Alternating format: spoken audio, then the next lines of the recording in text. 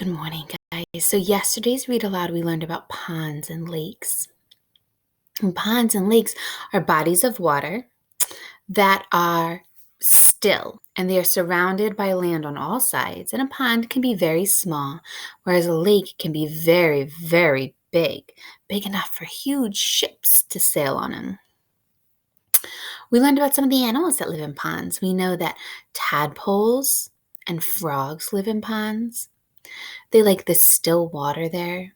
We know that turtles and fish can hibernate under the ice in the pond. And then when the spring comes and the ice melts, they can come out and swim around. We learned about plants like lily pads and other tall grasses that grow right in the water in the pond. This morning, we're going to read about rivers. Now, rivers and streams are bodies of water, but they're not surrounded up by land on all sides. They're surrounded by land on two sides and they flow in between. Rivers and streams, their water moves, it flows, right? And I know that you guys have explored our stream at school and you may have seen other streams and other rivers with your families. And so rivers can make waterfalls because the water is flowing, it's moving down the river.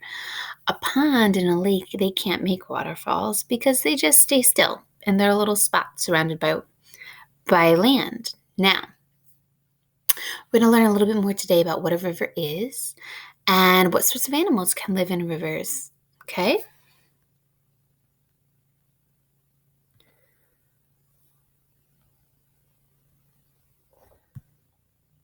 A river is water that makes a path across the land. Rivers flow through cities and towns. Rivers flow through forests and farmland. You can see this river that's going through the forest and the farms is making a path across the land and the hills.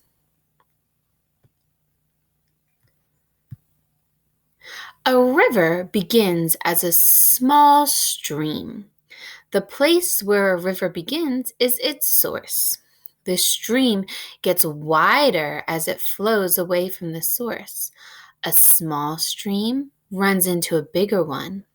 Rain adds more water, and that stream becomes a river. So all rivers start as small streams, and as they move, they grow into big rivers. Rivers always flow downhill. This river is flowing quickly down a steep slope. When water rushes over rocks, it makes rapids. So you can see this water is flowing. There's a lot of water flowing very quickly down the hill over these rocks. This river is flowing slowly down a gentle slope. So if you see this one going through the farms and the flat land here, it's moving very slowly. You don't see a lot of mountains and rocks and white water as the water rushes and flows. Some rivers end by flowing into another river or a lake. Many rivers end by flowing into the ocean. The end of a river is its mouth. The movement of water is the current. Moving water wears away the earth. Over time, a river can make a deep canyon. So as the river moves across the earth, making a path, it sweeps away dirt and rocks that get carried with the water flowing down. Over time, it can dig a hole through the earth, along its path, and become deeper and deeper. And sometimes that hole can get so deep we make a canyon.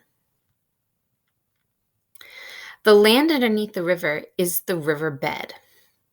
A waterfall is a place where the riverbed drops off steeply. The sides of the river are called the banks. So if you're swimming in the ocean, you swim to shore. But if you are swimming in a river, you would swim to the river bank. Look at this giant waterfall. Too much rain can cause a flood. Floods happen when water spills over the banks of the river. So look, we had too much water and too much rain, and it filled up the river, and then it filled up part of this person's house and yard. People build walls called levees to stop floods. So you can see this grassy hill and this wall. They've made the riverbank higher, and they've built this wall along the river so that even if it rains a lot, the water will stay in the river and it won't spill over and flood. Fish live in rivers. Sometimes fish swim against the current. The salmon is trying to get upstream to lay its eggs. Rivers carry fresh water, not salty water. Do oceans have fresh water or salty water? That's right, an ocean has salty water, but lakes, ponds, rivers, and streams have fresh water that is not salty. Boats carry people and goods from one place to another along the river. Rivers are like highways or roads made of water. And that's the end of our story. So we learned a lot about rivers. We learned that they can be very deep, that they start small as streams, and they can grow as they meet other streams or as rain adds to them, and they can become very big. We also know over hundreds and hundreds and hundreds of years that as the river flows, it can take dirt and rocks with it and actually dig a hole or a path along. And so the water in the river becomes deeper and deeper. And this makes canyons. Now, what else did we learn? We learned that fish live in rivers.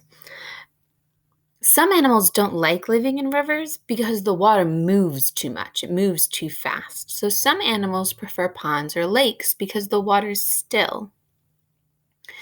But there are many animals that still love to live in rivers. And so we learned about fish. There's also, if you go into streams, you might find some crayfish. You might even find some tadpoles in a nice, slow river because the little baby tadpoles don't want to get swept downstream.